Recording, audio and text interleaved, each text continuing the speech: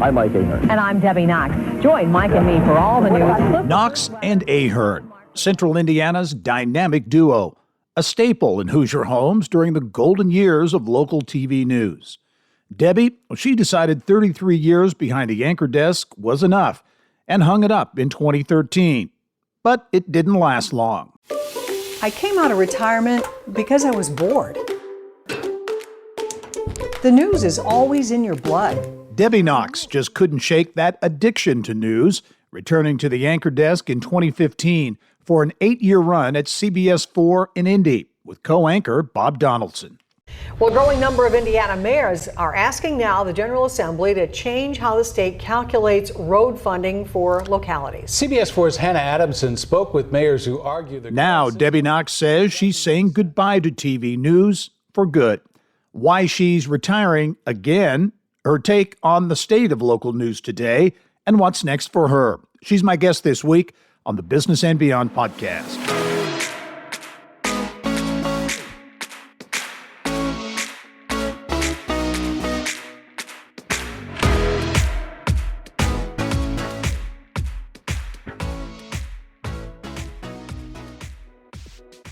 The likelihood of healthcare workers being exposed to violence is higher than prison guards or police officers. Now, CBS 4's Debby Knox continues Baby Harper's story and shares the magical next step in her journey. Instantly tears, just happiness. Wednesday on CBS 4 News at 11. Just two examples of Debby Knox's expertise and depth in health reporting, from the safety of nurses to a little girl fighting to walk. Knox has been a familiar face in Indianapolis local news for 40 years. She's interviewed big players like Mikhail Gorbachev, Desmond Tutu, Barack Obama, and Barbara Bush, and has won numerous awards over the years. And I am pleased to be joined on the podcast this week by award-winning journalist, a longtime television broadcaster, really an icon in the state of Indiana, Debby Knox. And Debby, really glad you could take the time to join me. It is a pleasure to be here with you, Gary. I'm going to say the same thing to you. You are an icon, and I'm just honored that you'd have me on your show. It's great. You do great work. Well, thank you. Now, this podcast is publishing during what I believe will be the final week that you'll be on the air. Is your final newscast November 30? You know what? That's an interesting question, because I've been told it might change to the 29th, but I think there's some plans underway at the station that I'm not totally aware of. Right now, I thought it was the 30th, but then I've heard to the grapevine it might be the 29th. I don't know what they got planned, but right now, let's say the 30th. Well, what are your thoughts as you're approaching getting very close one way or the other? Mm-hmm. You've been in this business for a long time and done so many things. What are your thoughts, your emotions? You know, when I retired before, back in 2013, I was actually just kind of physically tired. This time I am not tired, which is the nice kind of thing. I am really looking forward to having a real kind of a change. I've got a granddaughter. I've already got some trips scheduled. I've got that planned out. It looks really good.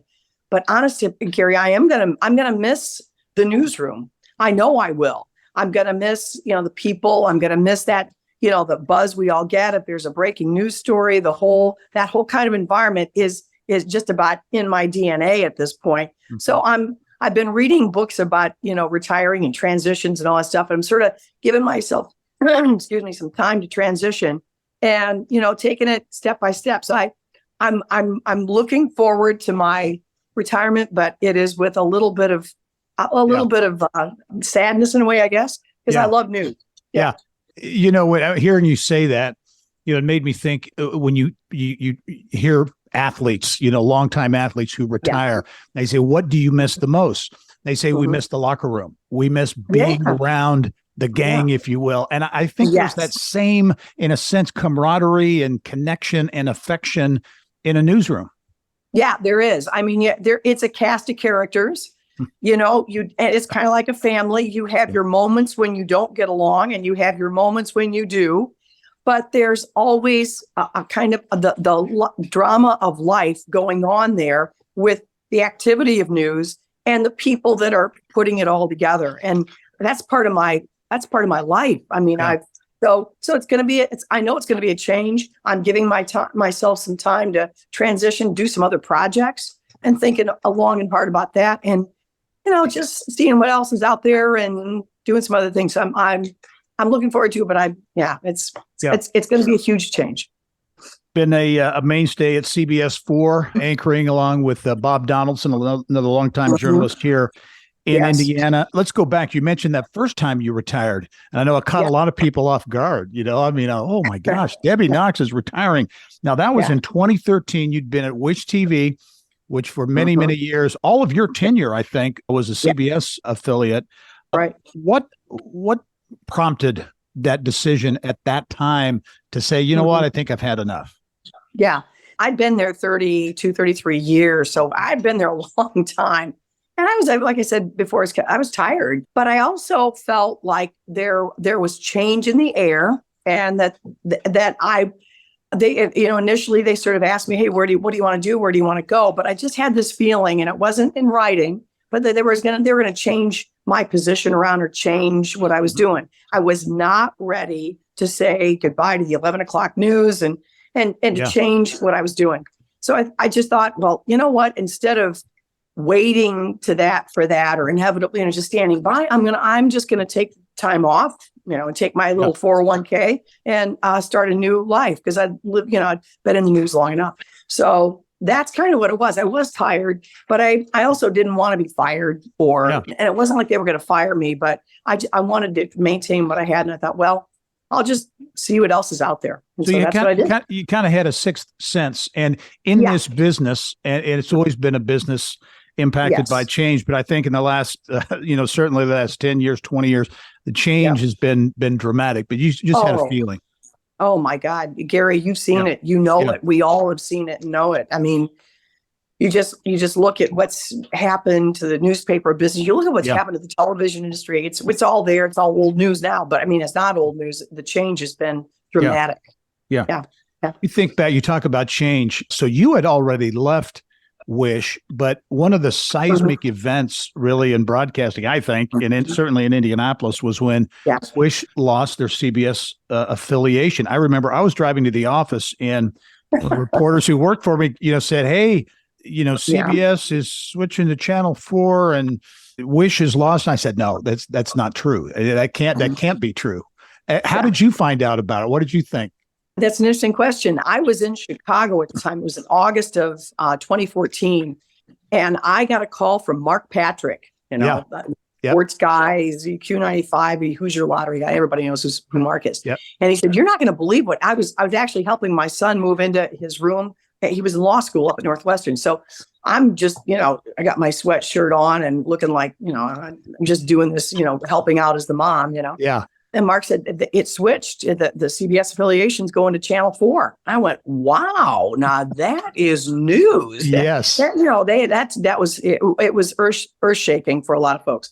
And I like you, I knew exactly where I was when I got the information. A couple of weeks later, I got a DM from Bob Donaldson, who said, would you want to take a meeting with Carrie Cavanaugh, who was the news director at was soon to be CBS 4 and Fox 59. I said, you always take the meeting, So I took the meeting. So that's how I found out. And had meetings with her, and I had a non-compete in place. I couldn't go to work until be on the air until the 1st of January of 2015. So it worked out well, and I rested. I was ready to go. Yeah. I was going to ask you how that all transpired. So it sounds like there was, things kind of got rolling not long after the affiliation switch.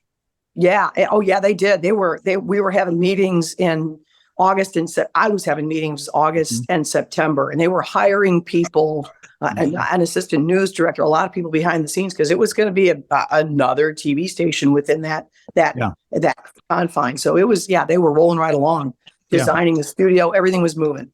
What ultimately, and I know you mentioned earlier, you certainly missed the people, but what really was it, that or something else that really brought you back, made you say, you know what, I want to do this?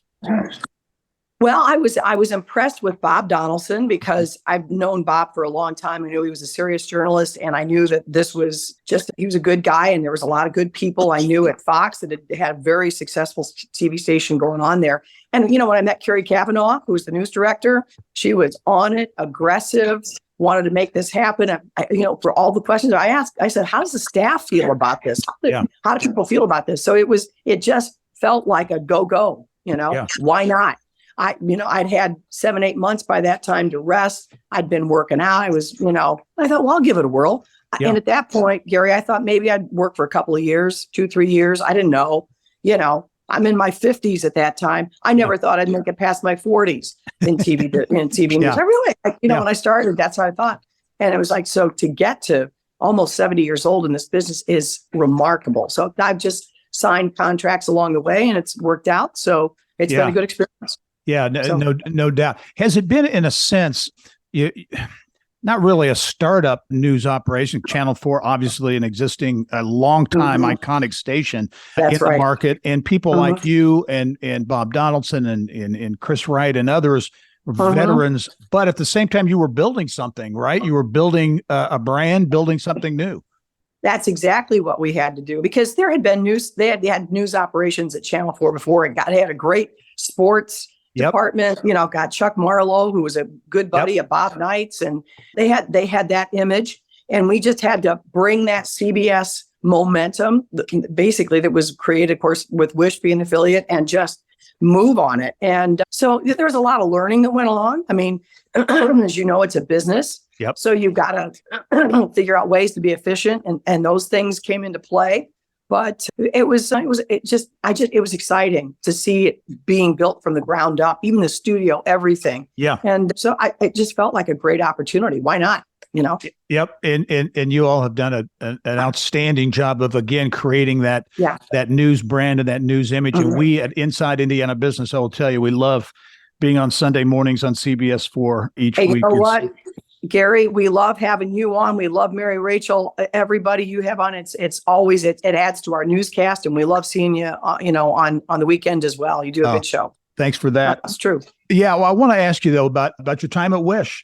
Talk about that, because that, as I think of Indianapolis television, and so, I worked for years, of course, at Channel 6. I believe was the first on the air, and I think Wish was probably number 2 on the air. And I look at, you're right. Yeah, Indianapolis, as I look at RTV and Wish, those are, to me, those kind of those bedrock stations, if you think of the history. What was it like, Mike Ahern and Stan Wood, and those are some big names in television here in Indianapolis. What was that like? Oh, it was great fun. Mike is what a wonderful man. It was a great writer, just fun to be around, and yet a serious journalist, a Notre Damer, and I just had a great sense of humor. He made working there a lot of fun, and yet he was very serious about what he was doing. Stan Wood was a Korean War veteran, great sense of humor. He got real crotchety. Did he really? Oh man, he's one of the meanest weathermen behind the scenes, and I loved him. I mean, I love Stan. But just these people knew broadcasting inside and out. I was really a neophyte when I came in 1980, and they brought me along and embraced me. And we just had a good chemistry and just went with it. It was a lot of fun working with those guys. And the sports department kind of changed. There was Ed Harding and Mark Patrick and different people along the way. And we had just a good chemistry, It was fun coming to work, fun being able to, we had back then a lot of photographers. You could, hey, you're going to go do a story. There'd be a photographer to go do a story with you. Today, because things are a little tighter, it's all a little bit different now. But so it's just fun. I got to know the Indianapolis market, the IU Med Center, all the hospitals. I did a lot of health related stuff. I was like, go, Debbie, do whatever you want. Get out there, do it. It was fun. It was a lot of fun. And you're so right about, and things change, industries change. As you look at that change over your career, which spans what I would consider some of the golden years of television in Indianapolis, certainly local television. Talk about the change, how you reflect on that change, where television, local news is now, maybe versus where it was when you started in those early years. Yeah, it was kind of like I mentioned. I mean, the staffs were bigger. We've had to shrink because it is a business, and We've got computers, everything's digital. I remember when we had to develop web stories at Wish, and it was almost like a whole new what? Like Right. we're not. I mean, you almost like can't think of how you're going to submit a story and it's going to be online back then. Mhm. Now it's like you don't even think about it. But back then, I mean, to be quite frank, I went from regular old typewriters to having computers, Yep. and that was a huge change. I mean, and you got to learn it fast.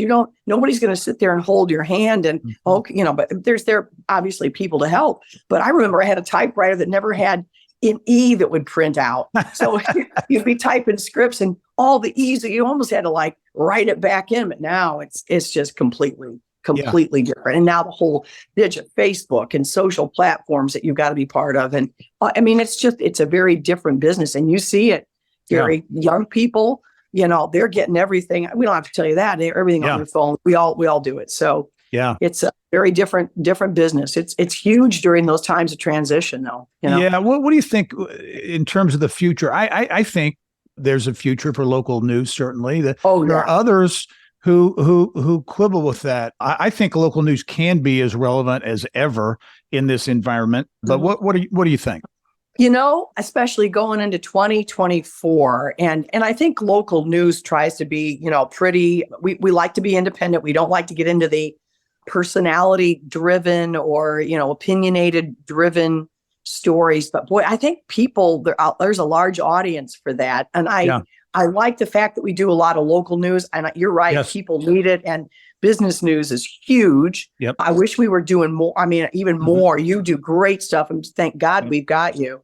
But I think in coming up, I think we could do a lot more politically related news, and a lot of news at the State House.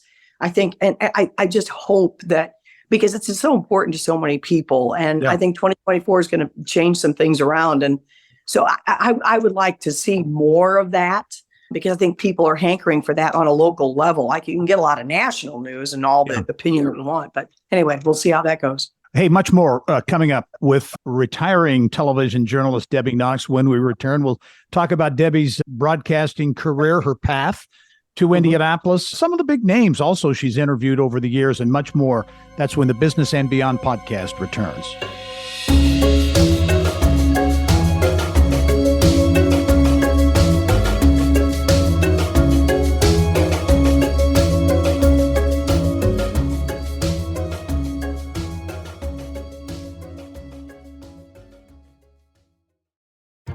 At PNC Bank, we're committed to making a difference in the lives of our customers and communities by helping them move forward financially.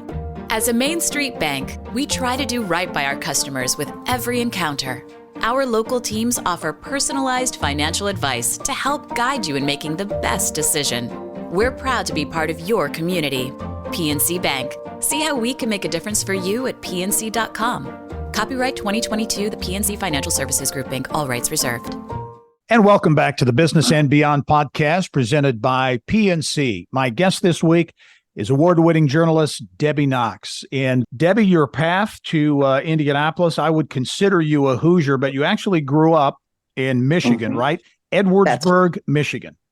Nailed it. Very good. You're doing your research there, Gary. That a little town in southwestern Lower Michigan. That's correct. In the Michiana area. That's the it is? market. Okay, so it is in kind of the South Bend area. Oh, yeah. I got all my news from WSBT, WNDU, and WSJV up there as a kid growing up. Used to watch Bruce Saunders do the weather, and back in the olden days, South Bend Tribune, Elkhart Truth, that was the market, and I grew up around that all the time. And I worked up there for a couple of years before I came to Indianapolis. So, yeah, that's where I grew up. I grew up on a lake. Oh, wow. My dad was a doc, and I went off to the University of Michigan and took a couple of years off, went skiing out in Colorado, and got back to school. My mom and dad were like, "You better get back. Let's wrap this up. You had your fun times. Had your fun, yeah. And then I'm back to Michigan. What lake did you grow up on? I grew up on a little lake called Eagle Lake in Edwardsburg, Michigan. And there's Diamond and Cass County. Yeah, right. I grew up on Eagle Lake. What was growing up in Edwardsburg like for you? Well, I think from my parents' perspective, it was a great place because we had the lake. We swam every day. My parents had boats. We were, big boating family, that sort of thing. So it was great. It it was quiet, it was a quiet little town. We were a suburb of, South Bend, Mishawaka, that sort of area. Yeah. But, you also, because it's small, you want to leave when you get older to see the rest of the world. And I was very motivated to move on and, get into different markets and get into, just expand my world. So it was a safe place to grow up, that sort of place, but that sort of thing. But yeah, it was a good experience. My parents, I know, were happy about it. Were you into sports, academics, arts? What kind of took your? I was always interested in news, even as an really? age. I started a little, a club in 8th grade, and it was very small, didn't last long, but I, started a little club of current events. I just wanted to know more. I wanted to learn more. I always had this curiosity, and I was a fairly decent writer, not great, but I was an okay writer. And I just, I thought I'd end up working in a newspaper. I thought I'd work for the Ann Arbor News or some of the newspaper. I wasn't sure but I just liked news. I liked learning. I remember that from being a kid. And it started young. This is a career a path you really started, and some people are like that, and a little bit. Although I wanted to be, believe it or not, I wanted to be a high school basketball coach, and an internship experience. When I saw, and I love sports to this day, but said I don't know if I want my paycheck dependent upon some of that stuff. But I too, I used to, I'd pull out my little cassette recorder and interview people. So I kind of like it. So that was kind of your deal from the beginning. Absolutely. And then when I got to Michigan, I did work for the Michigan Daily for a while, and I had just goofy stuff, and I got out of it. And I sort of always was interested in it. And my mom was, to be quite frank, my mom was a fairly big influence. It was like, she could see that that's where I was going. My dad would have liked for me to have gone to medical school, but and not chemistry was not my thing. So she could see it, and she actually helped me get my first job in South Bend. So she said, hey, because I was in the radio up in Ann Arbor, and she said, hey, she knew Joe Freeman. It's just, there's some openings down here. You ought to come down and take a look. So I did. I got a job at NDU and then switched over to SJV and then came to Indianapolis. So University of Michigan, was that where you were going to go all along, or did you think about going anywhere else? That was pretty much it. I got a big favorable review from my dad. He thought that's where I ought to go. And at that time, I was not any kind of much of a researcher. So I went with my dad's recommendation. So that's where I ended up going. I did, like I mentioned, after my freshman year, I moved out to Colorado and I started skiing. I skied in Michigan anyway. That's where I learned. But then I kind of thought I wanted to do like a little ski patrol thing, which is a big deal. But I skied a lot out there, and I did go to the University of Colorado for about a year and a half for the credits, and then went back to Michigan and graduated from Michigan. And started in South Bend. How'd you get to Indianapolis? What was the entree to Indy? Well, I started getting real serious when I was working at WSJV about wanting to grow. So I was back in the day that you had to make a tape, and it wasn't a link. It was a physical tape you had to put together. So I was involved in that. I'd learned how to edit on film back in the day, but we had transitioned at that time to big 3/4-inch tape.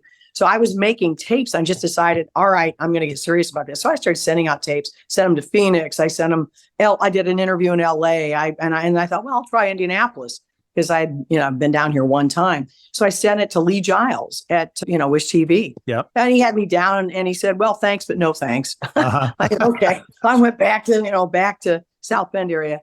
And then he called me a couple of weeks later. He said, well, hey, wait a minute. Come on back down. Let's talk again. And that's when I got the job. That's when I started. It was August of 1980. So it was literally, talking to Lee Giles, and he hired Jane Pauley. So I thought of him as this, a pretty important guy, which he was and is. And I think is it the Lee Giles newsroom at Wish? I think still. Yeah. Yes. You are on it, Gary. Yes, it is the Lee Giles newsroom, and very deservedly so. Hey, before I want to ask you about some of the big interviews you've done, and you've won so many awards over your career. But one thing I forgot to ask is, Emmys, all kinds of accolades. Do they compare to being named Miss Edwardsburg or Miss Blossom Time? Oh, yeah. Well, I forgot to ask you that. Yeah, right. Yeah. Well, I never really wanted to get involved in all that. That was another mother-driven thing. And so I did it. And, here's the good thing about it. It got me in front of audiences, and I had to speak extemporaneously. So that was a good thing. I started me down the road of, is a bigger world than just high school, college, and that sort of thing. You better get to know some people in the world. And so, you got, hey, you know what? I was on Wish TV at 18 years old with, I think it was AJ Foyt was on. It was like a little show they used to do. And they plopped me in there with my crown. But I got to know some of the race car drivers, and it was the first race that I ever went to in 1972. Wow. And I've been buying tickets to the race since 1980 now. So it got me into the whole Indy 500 thing. Yeah. So it leads to good things, so I'll give it, it was a good thing. Okay. You've had a lot of big name interviews over the years. Just want to ask you about a few, just to get your take on what the experience was like, your impression of them. Mikhail Gorbachev, you interviewed him, right? Yeah. I chased. Yes, I did. First of all, how did that happen? That's a good question. I knew Diane Myers Simon. Yeah. Herb Simon's wife at the time. And she was a Butler graduate. And the Simons were big names. And so I got to know Diane. And she and Herb at the time were out in California. They had moved to Montecito, but I'm still in touch with her. And she said, Mikhail Gorbachev is coming out, and he's involved in, I believe it was Green Cross International. It was kind of a ecology-oriented organization. And she was part of that. And so she said, I think I could get an interview for you. And I thought, all right. Wow. So I went out to California, didn't get him. So then she got him to speak at Butler a few months later, about a year later. And he was in town in Indianapolis. So I went right back to Diane, went through Butler, and I got the interview while he was in Indianapolis. So that's how that happened. You gotta know people, as you know. Yeah, right. What was the experience like, and that interaction like? What do you remember? Well, I remember it. He would not speak English. I knew that he could speak English, but he chose not to. And that's what happened. So he chose to speak Russian. So I had to go through his translator, and it was a slow interview. It wasn't as rat-a-tat-tat as you and I are talking right now. He would give a big long answer, and then the translator would give me a big long answer, and it was, and I was trying to connect him to Diane and connections here in the US. But he talked a lot about, sort of environmental goals in Russia as well, because they have some issues over there, obviously. So I remember it as being, I was impressed because it was the whole Reagan, Gorbachev, tear down that wall, things were changing. Sure. So it was a big deal, but it was a slow interview because it was, he just went through a translator. So that's the way it was. It was good though. Brilliant man. Barack Obama, gosh, I interviewed him twice. And the first time was down at Garfield Park as a candidate. He was tired. It was after this Reverend Wright situation he had been in. Sure. Yeah. I just remember his eyes were he was just fatigued. And I knew it was because he had been dealing with that. But he was very nice and very cordial. Then I got to interview him at the White House at Christmas time. And I'd never been in the White House before. And it was all decorated. It was just beautiful. And he struck me as he's a nice man. A very kind of I wouldn't say royalty, but it just had this vibe of, what that was like. They brought us over glasses of water, just, me and him, and they covered his glass of water so that nobody could drop any kind of weird, pill or something in the water. And then when we began, you have to wait, you have to stop. If he's walking in the hallways, everything has to stop. So when he went in the room, he sat down, everybody could relax. And then when we started, I could see people with guns standing in front of windows on the other, like we were in a particular room, and all of a sudden security just moved right into where he could be seen through a window, and they stood right there. Security was tight. Yeah. One more. How about Barbara Bush? Boy, Barbara Bush. I thought that was going to be a real easy little interview, and I learned through that interview that she was very protective of her husband. This was Herbert Walker was her husband. Yeah. And I think I'd made, naive, I made a comment about maybe something that he was dealing with at the time or some sort of thing. And she came right to his defense. And there I could just see the armor of this woman. She'd done a couple of interviews before. She was not going to have anybody saying anything. And she was it wasn't defensive, but she protected her husband. She protected her family and all that she took on. She was a very nice woman, very kind of regal, I would have to say, but I could see how smart she was and how determined she was to protect her family.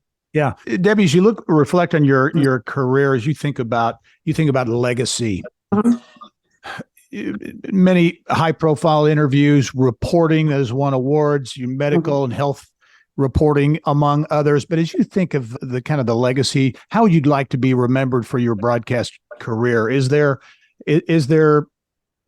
a thought like that you have? Yeah, I hope people think of me as always being fair to them, always never, having an agenda coming into any kind of an interview or story. I know I've been in the spotlight because I sit in the anchor chair, but I don't really like the spotlight. It's not something I'm not looking to, I can't wait to be in front of audiences and all that stuff. I'm not. So I just hope they see me as a solid worker, that I served my community. I always was as honest as I could be. I never had an agenda. Nobody was pushing an agenda on me. And I love my community. Gary, I love this community. I love the state of Indiana. There's been a lot of good people that have done much more hard work than me, at making this a wonderful place to live and raise a family. And I've raised my family here, and my kids are, I'm proud as proud can be about my children. And it's because of this community and the people here. Indiana's a great place. Yeah, well put. Okay, what's next now? You've obviously got a lot of energy. What are you going to do once the lights go off on the set? Yeah, well, I'm always chatting it up. I'll always take the meeting. I think that's important. I do have a trip planned to Florida. Then I've got a trip planned to the UK to visit some friends over there. I've got a trip that's sort of in the making to do a little skiing when I get back out to Colorado. And then I'm going to go to South America with the Butler Symphonic Choir. Wow. With Eric Stark in May. Yep. It's a couple of weeks. Yeah, I'm going to go with them. And Eric Stark's a great guy. I love Butler. I love Butler men's basketball and all sports there. So I'm looking forward to that. That's going to be Rio de Janeiro. Wow. So it sounds like you're a traveler. You're going to try to do a lot of traveling? Absolutely. I didn't spend some time with my little granddaughter, who's just cute as cute can be, in between, and help my daughter out with that. And just spend time with my partner, Rich, and kind of live life a little bit. It's going to be a very big switch to just not be up against deadline, but I'm looking forward to it. Well, you deserve it. Yeah, hey. You certainly deserve it, Debbie. And it's been really great to catch up with you. You've meant so much to not only Central Indiana, but the state of Indiana through your work. And again, congratulations on a great career. I'll be watching that final broadcast too, so let me know when it is. All right, Gary. Thank you so much. And thank you for your contributions to this community. You're a big part of it, and it's a big reason why so many people are successful. So thank you for what you're doing. I appreciate what you do. All right. Thanks very much. Debbie Knox. All right. The award-winning longtime television news anchor, retiring here at the end of November after decades of service to Indiana. And thank you for joining us on this edition of the Business and Beyond podcast. We're a weekly conversation with achievers in business, sports, entertainment, and beyond. And you can download it at Apple or wherever you find your podcasts and get Indiana business news 24/7. Just go to InsideIndianaBusiness.com. I'm Gary Dick. Thanks for joining us. We'll see you next time.